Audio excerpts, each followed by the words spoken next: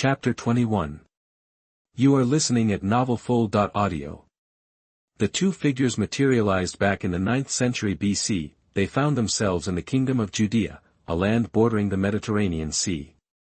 This is the holy land of that major religion, Gray observed, her eyes wide with curiosity as she took in the bustling avenue of the kingdom's main city. This city, and the history of this era, will leave a huge mark. She mused, it's actually pretty impressive to build a city like this, especially for this time period. Sis, wait up. Coming back to herself, she noticed that Brunhilde had already moved ahead. Brunhilde, for her part, was equally absorbed in the sights, sounds, and smells of the busy street. Caravans bustled about, their merchants seemingly pleased with their business and eager for more. The local residents, too, appeared content, going about their daily routines. The city was clearly thriving, full of energy and activity. In the blink of an eye, they were inside the palace. Since the previous encounter with King Gilgamesh, who could sense their presence, felt suspicious and potentially like a trap, they decided to maintain a distance this time.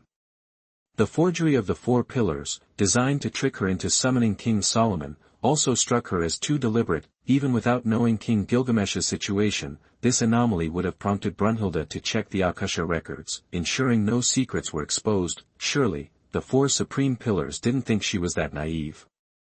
They must have anticipated this move, and now that Brunhilde had entered this historical simulation, she was likely still within the 4 supreme pillars' calculations, which meant she might be walking into trouble. Suddenly, a thought struck Brunhilde, and her expression tightened. She recalled a past event. There had been 2 gods who were notoriously difficult to deal with. One of them had manipulated the Akasha system while the other was inside, trapping the other god almost indefinitely.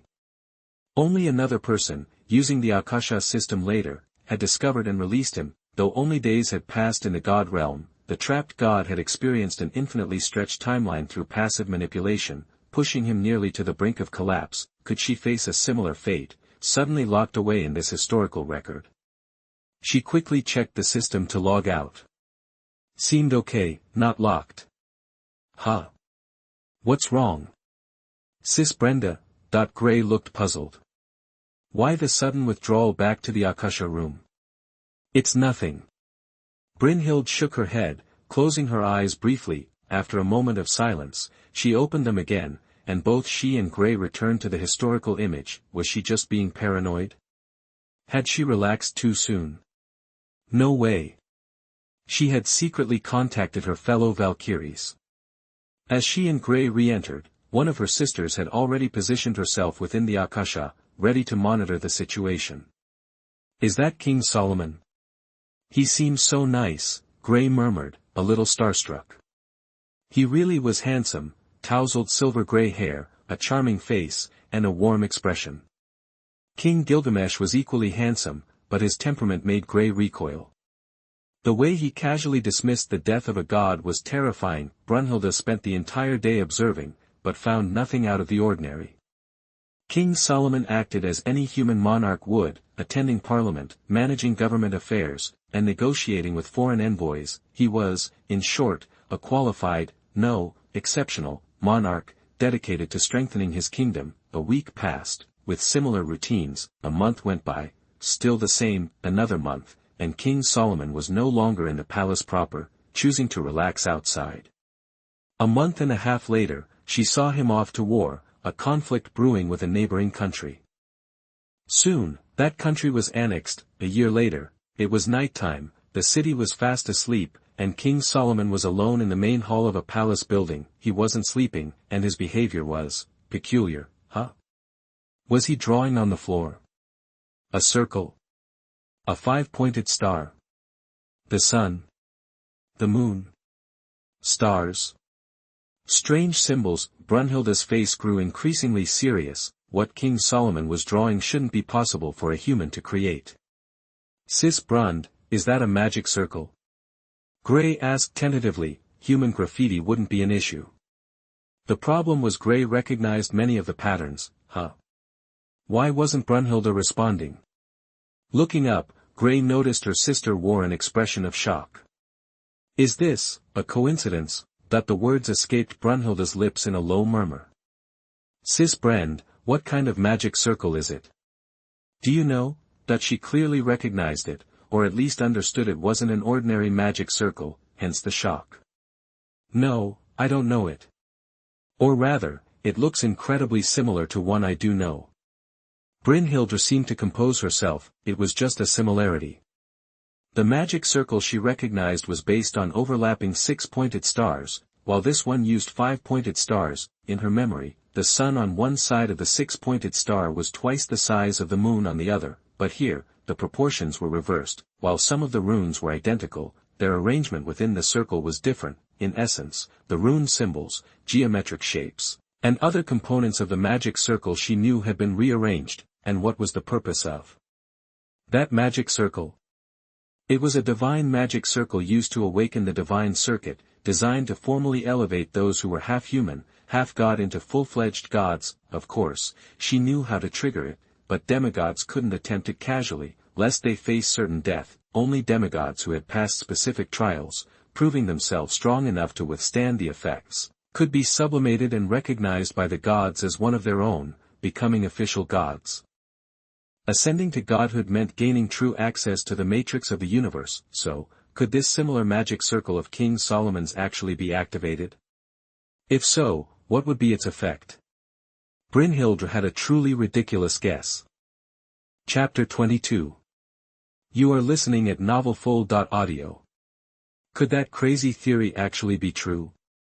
Brynhildr couldn't see how it was possible. The magic circle used for divine ascension was created with God's unfathomable wisdom, and Solomon, just a human, thinks he can recreate it with human ingenuity. That's like monkeys at the zoo trying to build a spacecraft to land on the moon.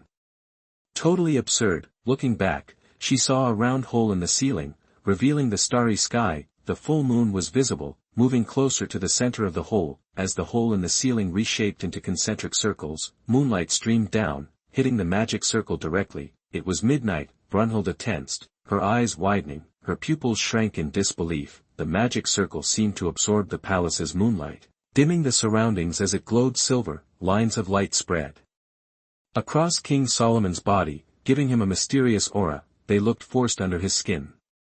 Brynhildr saw him shaking slightly, sweating profusely. It resembled a divine ascension, except that divine ascensions happen at noon, under the blazing sun. Sister Brend, this, Gray, noticing something, trembled, unable to believe it. He wants to become a god. That was outrageous. Impossible. No, it shouldn't be that. The energy needed for divine ascension would obliterate a human. That's why King Solomon was using moonlight. Moonlight, reflected from the sun, is much weaker than direct sunlight. The ceremony seemed to be ending. The magic circle's light faded, and the lines on King Solomon's body seemed to disappear. No, they weren't disappearing. They were sinking into his skin. He seemed less uncomfortable, almost happy. Was the experiment a success? He raised a hand, as if holding something. What was he looking at? His hand was empty. No, something was appearing. Light gathered, forming sparks. From a few to hundreds, they turned red, like a cluster of embers. He exhaled, and a ball of flame appeared in his hand. Then, it vanished into light, which merged and shifted into a writhing ball of water. Again, the water became light, which swirled into a current of air. Wind. Sister Brenda, is this magic? Gray stared, stunned. She knew it wasn't magic, but it was too incredible to accept. Yes, it's magic. Even her sister seemed shaken. A magic that can manifest reality, a magic that can kill. Gray gasped. Well, isn't that magic? Yes, it was.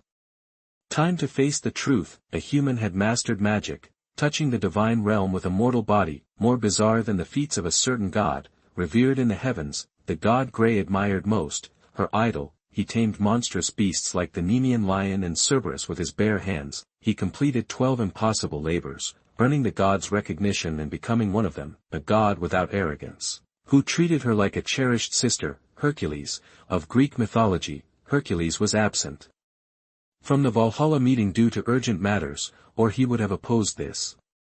He was as sympathetic to humans as Brunhild. Now, someone had achieved something even more unbelievable than Hercules. A mortal rivaling a god. Wait. Gray had an idea. Maybe that god gave it to him. Brunhilde didn't answer, skeptical. She initiated a historical image regression. She saw King Solomon tirelessly working on the formation, conducting human experiments, all on criminals. Ugh. Gray covered her mouth, horrified by the gruesome scenes, the experimental subjects failing, their bodies exploding like balloons. Gray's theory was impossible. King Solomon had figured it out himself, though Brunhilde doubted he did it alone. Maybe he saw the divine ascension circle and adapted it for humans, not creating it from scratch, but still outrageous. The gods believed humans incapable of grasping the universe's truth. Even they couldn't create a circle granting humans access to the matrix truth. Becoming a god required divine blood, either being a demigod or receiving a god's blood, never a direct physical contact. Attempts always resulted in instant death. Did this mean King Solomon's wisdom surpassed God's? P.S. It won't all be simulation at the beginning. Queen Solomon will start the game again. Chapter 23. You are listening at novelfull.audio. Man, this is wild.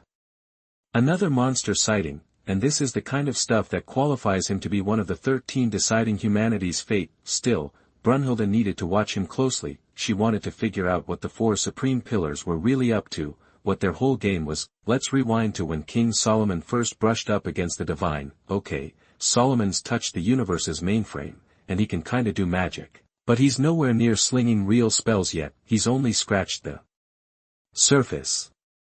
He needs to figure out how to actually shape and throw magic, not just conjure a fireball. He needs to learn how to weaponize the flames, turn them into different attacks, how to launch, compress, detonate, all that is on him to invent. So, you're telling me that demigods who haven't officially become gods can't use magic? That's BS. Of course they can use magic, but it's not the same as a real god's magic. A true god taps into the universe's mainframe, the source, and unleashes power that's on a whole different level. King Solomon has made contact with the mainframe, but he can't pull power like a god just yet. He's limited because he's human, and gods are gods. Huge difference in physical ability, and how much power magic can dish out depends a lot on what your body can handle. Fast forward a bit, and King Solomon's already bored with his parlor tricks. He just goes back to sleep.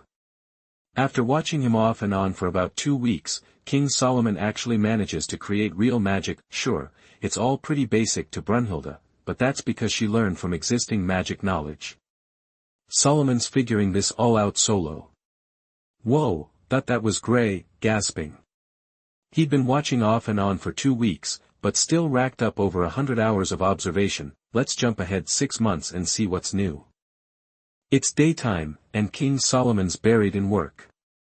Probably messing with magic again at night. Now we're at a meeting in the main hall. Solomon's talking with ministers, and the heads of the 12 districts are giving him updates. That's the current situation in the 6th district. The district head sounded bummed after finishing his report. According to him, roaming tribes have been attacking the 6th district, causing major damage. He needs funds from the capital to beef up defenses against these raiders. King Solomon just sighed, didn't get mad or anything. Oh really? How much do you think you need? The district head rattled off a number that made the other district heads raise their eyebrows. Brunhilde was already getting ready to skip this part. She eyed the guy. He was practically using guilt. He might be able to fool the others, but not her. This guy's lying. He's inflating the numbers and planning to skim off the top, but just as she was about to look away and fast forward, something weird happened. A blood-curdling scream, and the district head's right ear just drops off. Weird. How does an ear just fall off? Looks like it was sliced clean off by an invisible blade. Did King Solomon use a wind spell or something?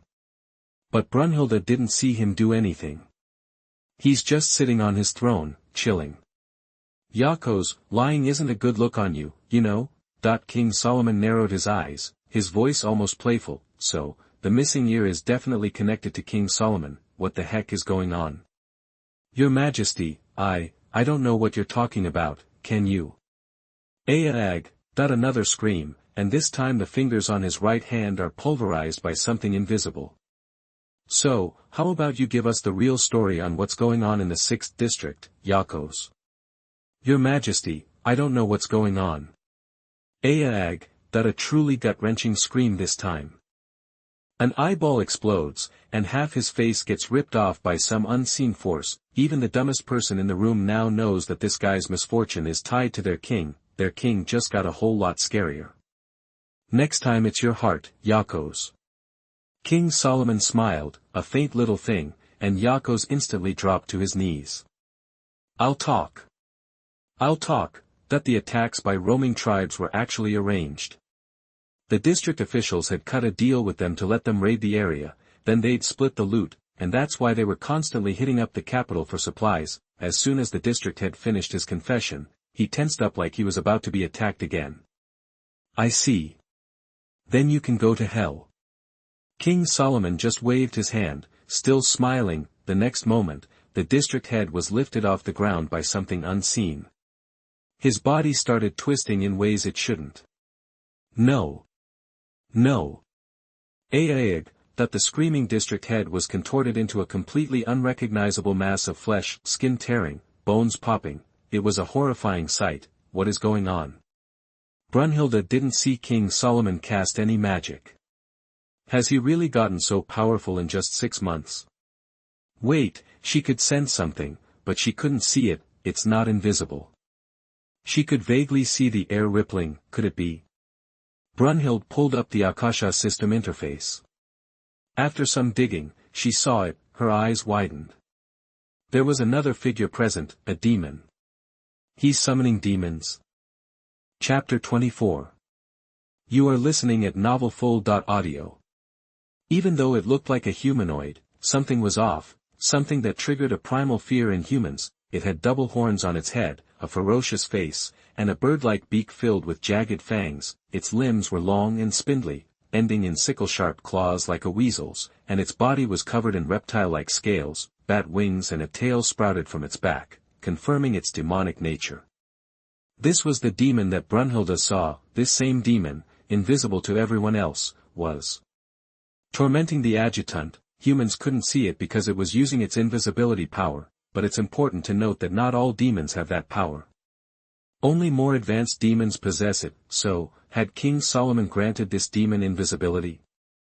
Brunhilde turned back to Solomon, and gasped. At first, she'd noticed a lion and a large dog lying on either side of him. She hadn't thought much of it at the time, but now, after seeing the truth through the Akasha system, she realized these were no ordinary animals. They radiated an unnatural aura, and the demon looked at them with awe. Then it clicked. She knew who they were. Marba, the 5th demon god among the 72 pillars, a hellish commander with 36 legions under his control, could see through any deception. Hidden treasures or secret plots were laid bare before him.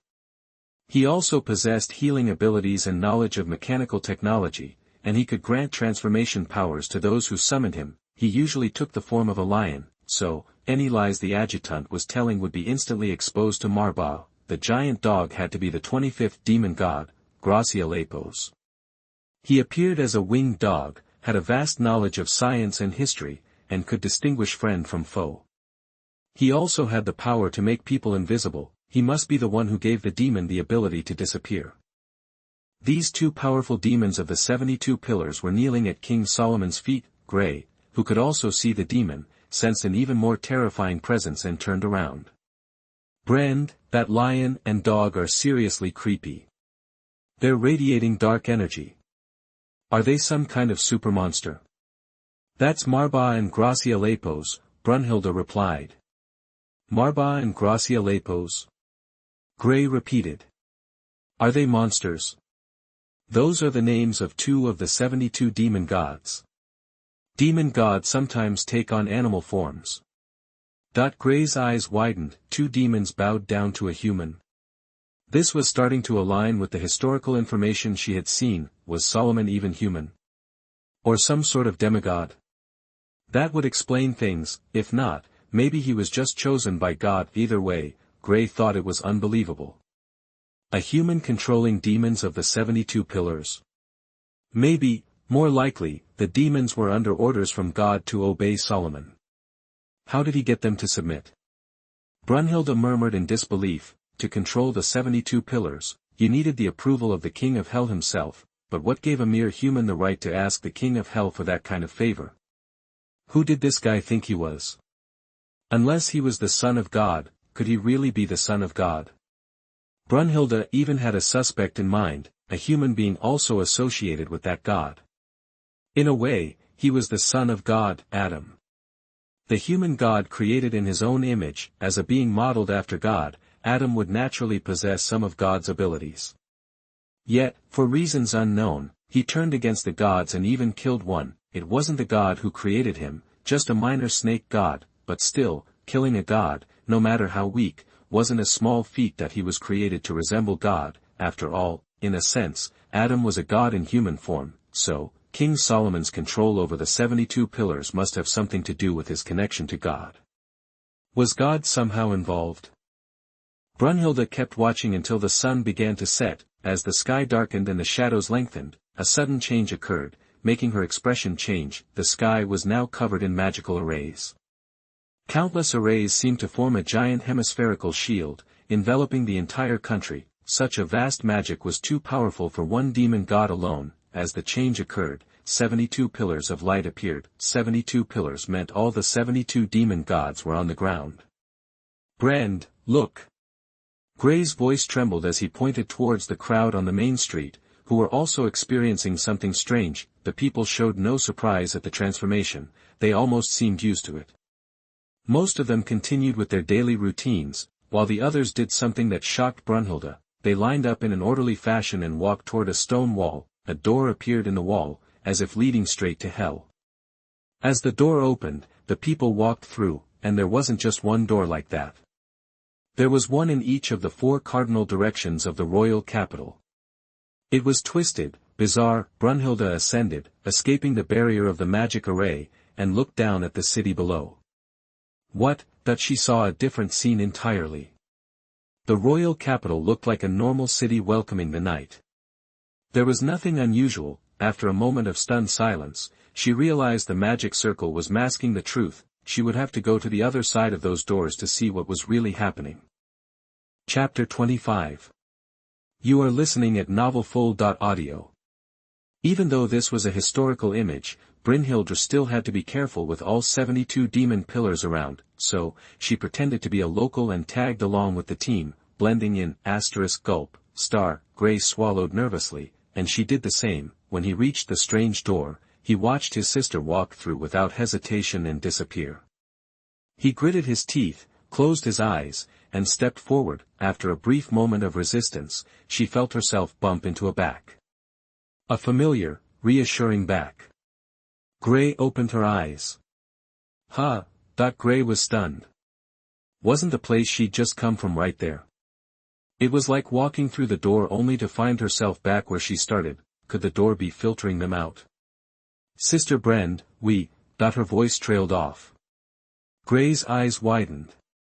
Something was wrong. The city, which should have been bathed in silver moonlight, was now drenched in the eerie glow of a blood-red moon. The sky itself was crimson, as if the blood-red light was coming from everywhere. Instead of a bustling night scene, the streets were deserted and gloomy. Demons roamed freely. A sudden screech made her look up again. A flock of demons was flying in one direction. What was going on? Had the city been overrun by demons in an instant? No, could it be that her sister had somehow jumped ahead to a point in time when the city transitioned from human to demon control? But had there ever been such a time? This is a mirror space, her sister, equally shocked, blurted out. Mirror space. After a moment, Gray understood. A mirror space was a duplicate of the real world, existing in the same location, just different. Gray looked dumbfounded. Among those who had lined up, some immediately used magic and flew off in one direction. Others enhanced their bodies with magic, leaping between buildings. Today's lesson is a practical exercise. Our practical course isn't until next week, some people were saying, looking at those using magic with envy. What was going on? The palace looked like it had been transformed into a devil's castle. The crowd was also very strange. Several teams quickly formed and entered different gates leading to the devil's palace. Following their older sister, they walked towards a door and were met with another shocking sight. By Mon, in the vast room, Brunhilde saw another demon god, one of the four supreme pillars. One of the supreme pillars, seemed to have become a teacher, instructing humans on how to use magic. She figured the other demon gods were teaching in other rooms. Looking at the other rooms, it was clear that not all were teaching magic. Some were teaching science and even more advanced subjects than were known in this era. Then she peeked into other rooms. This room was giving information about angels. It was like a modern biology class, providing detailed structural and evolutionary information, but now, the biological information of angels was being introduced. If you want to kill an angel, you must. The lesson exposed the weaknesses of angels, even teaching how to kill them. It was so insane that Grey broke out in a cold sweat, clamping her hand over her mouth to keep from making a sound. The secrets being revealed were considered taboo, secrets even the Valkyries weren't supposed to hear. How could they be sharing them with humans so casually? I didn't hear anything. Wait a minute, Brand, she hurried to catch up with her sister, who was already heading for the next door. Well, Grey was instantly yanked back from the doorway, her mouth covered. Brunhilde, looking panicked, was the one who had grabbed her. King Solomon was at the end of the hall, but that wasn't the point. Several other demon gods were nearby, including Baal.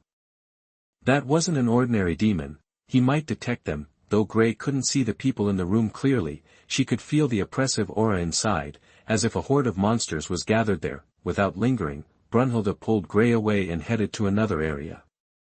This is the learning area. I heard about an actual combat area and a practice area.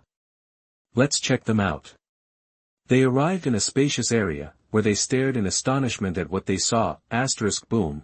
A group of demons was engaged in a fierce battle with a group of humans. In general, the demons were easily overpowering the human magicians. Of course, a few of the humans seemed to be holding their own. Are they training humans? Grey stared in a daze. Human magicians trained by demons had formed an army. It was hard to imagine any other country being able to resist them. Conquering the world wouldn't be difficult, right? So, King Solomon was preparing to conquer the world. Did King Solomon plan to create a magical kingdom? Ha ha ha ha. Brunhilde laughed, her face slightly twisted with laughter. She didn't think these people, trained by the 72 demon god pillars, were just for conquering the world. That was a gross underestimation of their potential. She had a crazy idea. Solomon seemed to be preparing for war with God. Since King Solomon was prepared to compete with God, was his ability to control the devil given by God. Wasn't this just shooting himself in the foot? How on earth did the 72 demon god pillars surrender? She needed to find out the reason. Rewind the historical images and let her see the truth. Chapter 26. You are listening at novelfull.audio. If you're looking to summon the devil, you gotta have magic power first. So, after digging into this world's version of magic through some serious research, Bayou ran a bunch of experiments and finally managed to tap into that power herself. Once she got the hang of channeling magic, she started prepping for the summoning ritual. First things first, she spent some time setting up the demon summoning array. Next up, pump enough magic power into that array to pull a demon through. Thing is, being human, she just didn't have the juice to power the whole thing in one shot. She'd have to keep feeding it magic, non-stop. If she paused, even for a second, she'd be back to square one. And what happens when her body runs dry? Overdoing it like that is basically burning through your life force, and even burning herself out wouldn't be enough to get this summoning array going. So, naturally, she tapped into the universe's root power. Now, you might think having unlimited magic output thanks to that root power is a good thing, but it's not. A human body can only handle so much before it starts getting corrupted and taken over by that power. Alright, almost there. After a week, she was finally ready to power up that demon summoning array. The massive array in front of her was now glowing, a faint blue mist swirling around it. She glanced at the hand she had pressed onto the array. It was covered in twisted, mysterious lines and black spots, spreading from her palm up her arm, across her chest, and even creeping up the side of her face, signs that she was siphoning power from the source. Suddenly, the array's light flashed from blue to black and red. A smirk played on her lips as she poured more magic into it.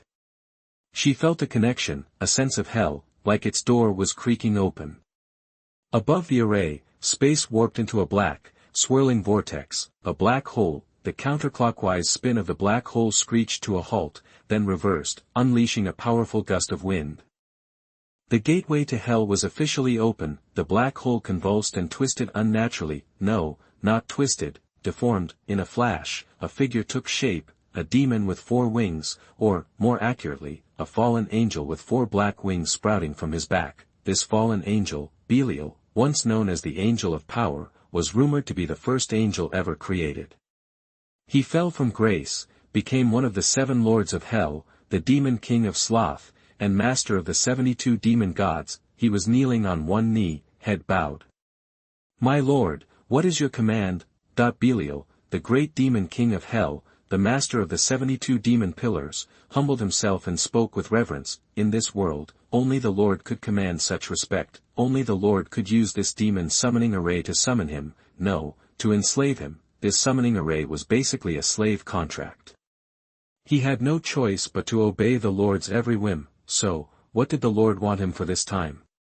Wait, something was off. There was no sacred aura in the air. He wasn't in the kingdom of heaven. He was, on earth. He craned his neck, his eyes scanning upwards. He saw a pair of legs. But they didn't emanate the divine presence of God, only, human. Something was weird about this human presence. He snapped his head up. Yep, definitely a human, not the Lord he'd expected, and since it wasn't the Lord, this person had no right to demand his fealty. Kneeling to a human was an insult to his dignity as the king of hell. He rose to his full height, towering over 3 meters tall, and glared down at the human. "Human, you. Could you maybe sit down? You're so tall, I have to crane my neck to talk to you. It's gonna get sore."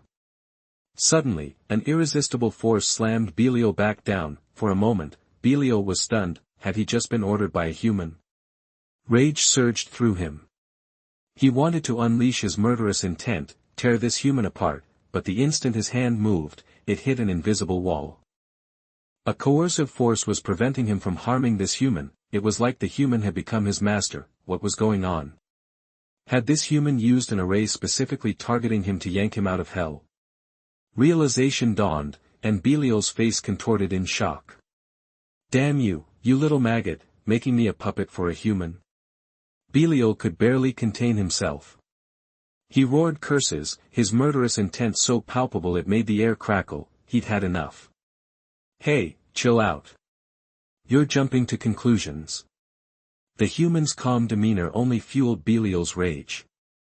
"Jumping to conclusions? You're just a human. Zip it." Bound by the rules of the summoning array, Belial's jaw snapped shut.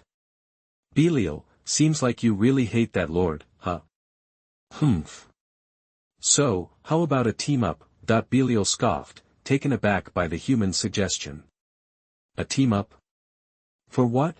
A mere human wanting to partner with him. Especially after knowing how much he loathed that deity. It was laughable. Team up to resist. Please. How about we work together to kill the gods? What did this human just say? Had he heard right? Gods killing? Was this some kind of joke? But looking into the human's eyes, Belial saw no lie, the narrowed gaze, the dangerous glint. It actually sent a shiver down his spine. He, the mighty king of hell, felt a genuine sense of dread from this human. His pupils dilated, and he detected something else, something no human should possess, magic power. If this human was somehow connected to the gods, it would be one thing, but as the king of hell, he knew at a glance that there were no connections. This human was defying the very nature of the divine, and with a human body, he had touched the realm of gods. Chapter 27. You are listening at novelfull.audio. To think a mortal could touch the realm of the gods, even with magic. He's pathetically weak in the eyes of Belial, king of hell. If it weren't for the forced master-slave bond of the summoning circle, Belial could snuff him out with a snap of his fingers. Ha ha ha, this is rich. That guy gave you magic, summoned my circle, and then bailed on you. Real stand-up guy. Belial couldn't help but sneer. He never thought that particular person would stoop so low as to give magic to humans, but something didn't add up. Why would he go to all that trouble just to empower ordinary humans? Wasn't that just asking for trouble? Magic just gives humans more ideas and makes them harder to control. Actually, Mr. Belial, let me correct a couple of things. First, that guy didn't give me magic or the summoning circle. They're related, sure, but I was the one who found the magic in 2 pages of a book he had. Curiosity got the better of me, I did some digging, and bam, magic. Summoning you was just a side effect. This human's explanation floored Belial. Was he lying? No, Belial was sure he was telling the truth, gone was his submissive demeanor. Now, he looked at the human, not with disdain, but with utter disbelief. No divine spark, which means he was born human, not descended from gods or anything like that. Just plain old human, and this human had touched the realm of the gods. It shattered everything Belial thought he knew. It wasn't like gods hadn't tried to give humans magic before. The only way it ever worked was when gods and humans got intimate, but this guy didn't need any of that. He went straight to the source. He'd done something even gods couldn't do. In a way, this human was beyond God. And betrayal? I've never put stock in gods, so how could I betray one? You, on the other hand, tried to plant suggestions in my head. Not cool. So, I'm thinking of planting some ideas in God's head too. The human spoke mildly, almost deadpan, but Belial felt a chill run down his spine. So, Mr. Belial, what do you say? That the invitation silenced Belial once more, he'd regained his composure. Now he needed to think this through. Was this human really worth the risk, the collaboration? If he screwed this up, if he was betrayed, the consequences would be unspeakable. He couldn't even imagine the kind of torture that awaited him. They probably wouldn't kill him, but they'd wish they had, but could he stand another eon of servitude? He'd had enough. But why was he like this in the first place? Was his hatred for God just because he was treated like a slave? Of course not. There were deeper secrets at play. His public image was that he was the first angel born under God, the one who once enjoyed immense glory as deputy monarch of heaven. His ego was boundless, and pride became his undoing. Ultimately, his arrogance led him to try and overthrow God, to lead the dark forces in rebellion. And so war erupted. He lost. He was utterly defeated.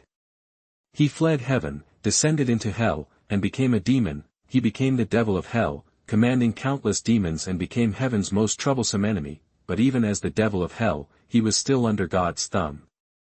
It was all part of God's plan. He was just a pawn used by God to control and rule the demons. To the gods, he seemed to have broken free from the heavenly pantheon. But the older gods knew that he was still a puppet dancing to God's tune, and his true identity wasn't just a created angel. He originally belonged to his own mythological system. One day, he was invaded. His entire mythological system was swallowed whole, as if it never existed, and replaced with this thing called heaven. There were many other gods like him who were devoured without warning. Lucifer and the other fallen angels had their own mythologies, but they were brutally erased. They were forcibly transformed into angels, their memories wiped clean, and they naively served their creator. But the soul-wiping technique wasn't perfect. The fallen angels started to recover. Though they didn't remember everything, they knew enough to raise the banner of rebellion. Sadly, they were just pawns in the end, and many demons in hell were actually gods as well, not transformed into angels, but directly into demons. Some of the 72 demon pillars under his command were once gods themselves. What's the plan? How are we going to work together? That this was Belial's answer, and in itself, it was an answer. A human had the guts to be an enemy of God, but he was cowering. Had his courage become so pathetic? Worse than a human's? It was laughable. When had he become such a spineless mouse? He'd truly had enough of this endless, humiliating servitude. He was nothing more than a walking corpse. That was it. All in. Simple. I need you to teach humans secret magic, train human soldiers, teach them how to hunt angels, and even kill gods. The human's words made Belial blink. Human soldiers. Yes. I'm going to spread magic far and wide. But even with magic, humans still have the limitations of human lifespans. I don't see how we can train an army that could stand against the heavenly host in just a few decades. Not to mention heaven's legions, even an army led by his 72 demon god pillars could not beat them. True, decades wouldn't be enough. So. Hearing the human's reply, Belial's expression shifted. He sensed a presence intruding into the hall. God. No, not strong enough. Someone was watching this era from another time and space, from the future. At the same moment, the human, as if sensing the same thing, stopped talking. Without hesitation, Belial unleashed terrifying power, blanketing the area. He wouldn't let them get away. Chapter 28. You are listening at novelfull.audio. Rewinding through the historical records, Brynhild was located deep within the palace. King Solomon was engaged in a deeply unsettling ritual, seemingly summoning a demon. The summoning circle was intricate and arcane, clearly meant to call forth something far beyond a run-of-the-mill demon. The target had to be one of the 72 demon god pillars. When the summoning array flashed, Brunhilde felt an aura that made her heart race. Then, a figure emerged from the hellish portal that stunned her. Belial, a king of hell. It wasn't that she hadn't considered the possibility of summoning him, but she thought the odds were astronomically low. Even with his mastery of magic, King Solomon was still far too weak compared to the beings of myth to summon someone of Belial's stature. Besides, how could a proud demon king like Belial, a lord of hell, casually answer a human's call? It'd be like some farmer in the boonies summoning the actual king. Utterly impossible. Yet, here it was, happening right before her eyes. Therefore, Belial's appearance had to be forced, perhaps by order of that god. But wait, wasn't Belial hostile to that god? Why would he obey him? Brynhild, in her quest to take down the gods, had dug deep and learned more than she bargained for. In reality, Belial was still under the god's thumb. Belial's status as a demon conveniently allowed the god to carry out certain shady dealings. However, Belial's reaction upon arrival and his conversation with Solomon threw Brynhild's assumptions for a loop. He wasn't acting on the god's orders. King Solomon had summoned Belial himself. What truly shocked Brunhilde was that King Solomon had confidently understood and deciphered the contents of those 2 pages from the holy book, and was now using them for his own purposes. It was like a pig solving advanced calculus, completely insane. As it stood, King Solomon seemed to have successfully enticed Belial into a conspiracy. If that was the case, wouldn't the 72 demon god pillars under Belial's command now be at Solomon's beck and call? Achoo! Gray's sudden, involuntary sneeze echoed loudly in the hall. The sound made Brunhilde's expression change instantly. She grabbed Gray and fled the hall without hesitation. No, wrong move. She had to exit this historical record immediately. She summoned the Akasha system, intending to log out back to reality like in a virtual game, but the moment she realized her mistake and tried to correct it, it was too late. A terrifying power erupted from Belial, the king of hell, engulfing her in an instant. That power reached through the barrier of time and space, gripping her tightly. No, not exactly through time and space. More like a hand grabbing her through plastic wrap. She wasn't pulled completely through, but she was stuck, unable to leave. It felt like being dragged into deep water, crushed by the immense pressure. Oh. What do we have here? 2 demigods using Akasha. Belial, the king of hell, spoke, his voice laced with amusement and a chill. Generally, demigods weren't allowed to enter Akasha at will, so what was going on with these 2? Belial was intrigued. As he increased his power, irregular ripples appeared in the empty space within his vision. As the ripples intensified, 2 figures gradually materialized. 2 transparent, swaying shapes, formed as if from condensed water. He couldn't fully discern their identities, but Belial could roughly guess which divine system they belonged to. A Nordic Valkyrie, perhaps, but while he couldn't pull them fully into this era, he could lock them in this time-space sandwich, preventing them from returning to their own time. Narrowing his eyes, Belial's expression grew cruel. Normally, being trapped by him would have sent the 2 Valkyries into a panic. And indeed, the younger one was clearly freaking out. But the older Valkyrie remained surprisingly calm. What did that mean? A backup plan? Was someone else present in Akasha? The Norse All-Father, perhaps. Could he pull them back at any moment? Regardless, they couldn't be allowed to reveal what they'd overheard. He decided that amplifying the pressure would carry risks. The backlash of time and space could addle their minds, even cause a collapse of the soul. When they were eventually pulled back to their time, they would be little more than mindless shells. Don't worry, Lord Belial. These two may not be our enemies. King Solomon's interjection made Belial frown. What did he mean by that? Indeed, the Nordic Valkyrie. Brynhildr.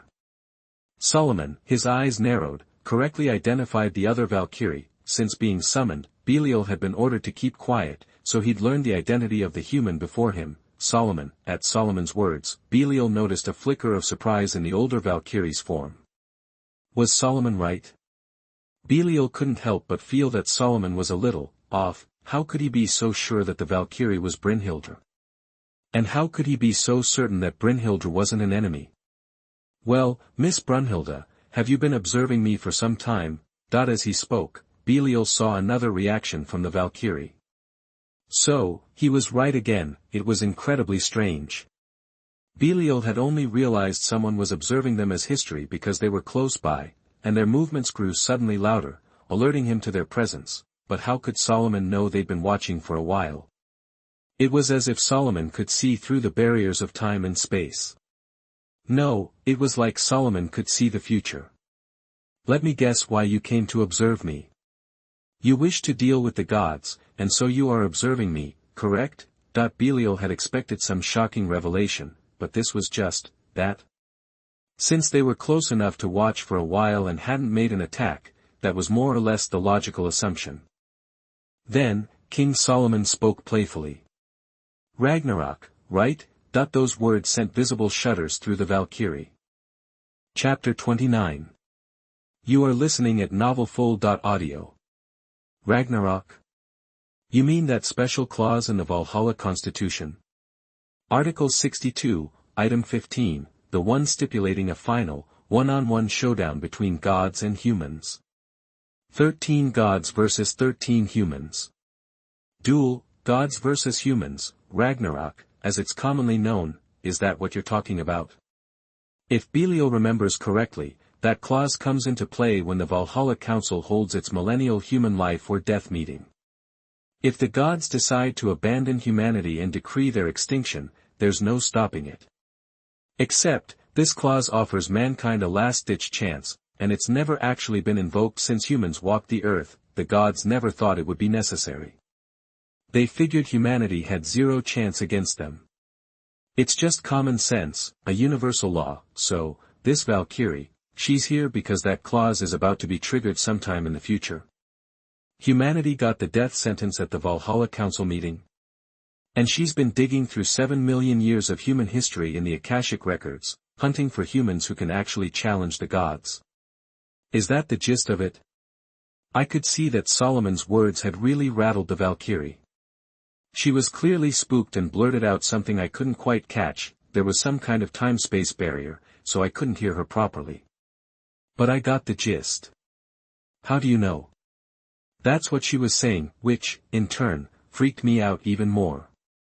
It made Solomon seem incredibly strange. It gave me a sense of unease, even a hint of dread. If Solomon knows about Ragnarok, he probably also knows about the human life or death meeting that happens every 1,000 years in the Valhalla Council chamber. Well, Miss Brunhilde, Solomon paused, closing his eyes. From the future, right? Yeah, not too far off, it seems. He muttered to himself, then opened his eyes, which seemed to see right through everything. 3,000 years in the future, isn't it? This time, I saw the Valkyrie's expression shift again. Bingo! Solomon was giving off this vibe that he was omnipotent, all-knowing, just like a god. In that moment, I became even more convinced that teaming up with him to kill gods could actually work. So, humanity only has 3,000 years left. Seems like a long time.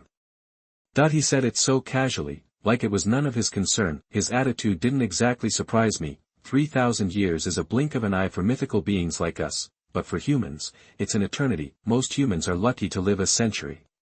That's it, Solomon hasn't cracked the lifespan thing yet, so in 3,000 years, he'll be dust.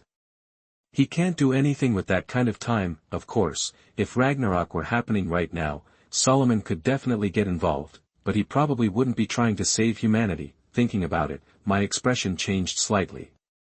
Everything's connected. Everything Solomon's doing is about killing a god on that stage. The current Solomon isn't a match, but the Solomon who gets summoned from history has lived a complete life. That Solomon is definitely stronger than this one. Maybe that Solomon, the fully realized version from history, could actually kill a god. At that moment, Solomon seemed even more terrifying. It felt like I was making a deal with the devil. Wait, a deal with the devil? I almost laughed at myself, the king of demons, actually thinking like this. Miss Brunhilde, I understand why you came. You can go now. And please stop spying. Solomon, by you, said gently, a slight smile playing on his lips, that must have scared the Valkyrie half to death. Mr. Belial, let them go. You're sure you want to let them go, King Solomon? I used his full title now, a sign of respect, putting him on my level. Yeah. He nodded, confirming his decision. I withdrew my power. The transparent figure flickered, becoming more and more faint, until it dissolved into the space and vanished completely. Sister Brun. The terrifying feeling of having death breathing down her neck lifted. Gray looked at her sister, still frozen in place, and spoke in a trembling voice, a mix of unease, fear, and a little selfishness. If I hadn't sneezed, we would have been caught sooner. That was way too close. That was Belial, the king of hell, a god-level being. Terrifying. Excuse me, King Solomon. Brunhilde gave a deep bow to the gentleman. She'd found another terrifying human, one who made her skin crawl. He knew who she was, he knew why she was there, and he even knew that Ragnarok would be triggered in 3,000 years. It was like nothing in the world was hidden from King Solomon. His mysteriousness, his unfathomable depths, terrified her. She was soaked in cold sweat, so, after bowing, she left. No lingering. He seemed kind, approachable, human. But from Brunhilde's perspective, he felt utterly emotionless. It was like some kind of unnatural entity in human disguise was standing there. When he warned her to stop spying, she got the message. Time to go. Chapter 30. You are listening at novelfull.audio. After seeing the familiar surroundings of Akasha, Gray, the youngest of the Nordic Valkyries, felt a wave of relief. Her tense body finally relaxed, and she slumped to the ground, momentarily drained of all strength. Gray, what's wrong? A soft, sweet voice filled with concern reached her. Gray looked up to see Randy Grace, her sister, a beautiful figure with long, shining brown hair and delicate, fair features. Her skin seemed to glow, like their sister Brynhild. She was slender and wore a simple, elegant dress. Randy Grace radiated a warmth that calmed Gray instantly. Sister Randy Grace, it's okay. I just got scared, Gray replied. Randy Grace was her name, a beautiful and gentle woman. She was also one of the Valkyries, their third sister out of the 13, and she was there for her little sister. As always, her tenderness washed away the panic that had gripped Gray. Scared? Don't be afraid, I'm right here to protect you, Randy Grace said, embracing her youngest sister. She didn't press for details about what had frightened her. Looking at her sister, Randy Grace hoped her tense face would relax. Sister, are you okay? Brynhild's actions, driven by her determination to prevent the gods from destroying humanity, worried Randy Grace. Of course, Randy Grace wouldn't try to stop her. She wholeheartedly supported Brynhild's conviction. The Valkyrie sisters shared the desire to protect humanity. Their connection to humans was stronger than to the gods. Why sit idly by? I'm fine, Brynhild reassured her, shaking her head. One thing was now clear. The purpose of that supreme pillar entering Akasha's room was to make her aware of King Solomon's special qualities. It was all about getting her to summon him. There was no other intent to harm her. He, ha ha ha ha, Brynhildr laughed, a somewhat manic sound. As she grabbed her own face, the two younger sisters exchanged worried glances. Sister. Don't worry, I'm truly fine, Randy Grace. Actually, I'm thrilled. I'm one step closer to my goal. First, there was King Gilgamesh, a mysterious and powerful king. Then, there was King Solomon, a king who could command 72 demons, even a demon king. If, after the twilight of the gods' war began, the gods, unaware of these two, carelessly sent weaker gods to face them, they would surely be defeated. Was this some kind of divine shell game? A guaranteed win? Maybe, once both sides confirmed their 13 champions, the arrogant gods would reveal their choices. Brynhildr could then confirm their selections and deploy King Gilgamesh and King Solomon against opponents they could easily defeat. Even if the gods announced their champions, she could still make changes before the matches began, reshuffling her own team, but the ace in the hole was usually saved for last, to counter the opponent's strongest player. Then again, Brynhildr realized she might be jumping to conclusions. With King Gilgamesh's ego, he probably wouldn't listen to her anyway. He'd likely choose his own opponent, going straight for the god's top champion. In that case, the outcome was far from certain, and while King Solomon seemed gentle and agreeable, he probably wasn't someone who would be pushed around. Suddenly, a thought struck Brynhildr, and she frowned. In an instant, the book, The Key of Solomon, appeared in her hands. Initially, it was believed that this book wasn't directly related to King Solomon, but was written by mystically inclined humans in the Middle Ages. They drew inspiration from Solomon's story, embellishing it with mythical elements. It was thought to be a self-aggrandizing tale created to satisfy human vanity, suggesting that myths were not invincible. Now, it seemed the book was more than just that. She needed to study its contents carefully. She especially wanted to know what happened to King Solomon. She was no longer in Akasha, but back on Earth, in the Holy City. Dear travelers, this is BC. A female tour guide was speaking to a group of tourists, pointing out the ruins before them. Yes, ruins, the ruins of the palace built during Solomon's reign. They were in the modern world, a world that had rapidly evolved after 2 world wars. Sister Brynhildr, I think this is it. That they approached a stone wall, the same one that led to another dimension in the historical images. Brynhildr touched the wall and closed her eyes. When she opened them, a hint of confusion flickered within. What is it, Sister Brynhildr? It's just a normal stone wall, with no traces of magic. She couldn't sense the presence of a mirror dimension, a space constructed through the power of the 72 demon pillars, but that was to be expected. The 72 demon pillars weren't on Earth, so that space no longer existed. What puzzled Brynhildr was that Solomon had clearly intended to build a magical army, yet that power seemed to have vanished without a trace. There was no record of any conflict between humans and the gods during the time of King Solomon's reign. If the 72 demons and an army of human mages had actually joined forces to attack the heavens, it would have been impossible to conceal what happened. What was missing? Was the truth hidden within the Key of Solomon? She began to flip through it, searching for any hidden information. After reading extensively, she found nothing useful. Then, she turned to the end of the book. This passage appeared. 3,000 years later, the kingdom of magic will come to the kingdom of magic. Where was this magical kingdom? For now, she could only wait for the magical kingdom mentioned in the book to appear. However, she couldn't afford to wait. She needed to return to Akasha immediately and continue her search for the remaining 11 champions. If it took as long as the previous 2 recruitments, she wouldn't have enough time. She had a feeling that once she found one more champion, the twilight of the gods would begin.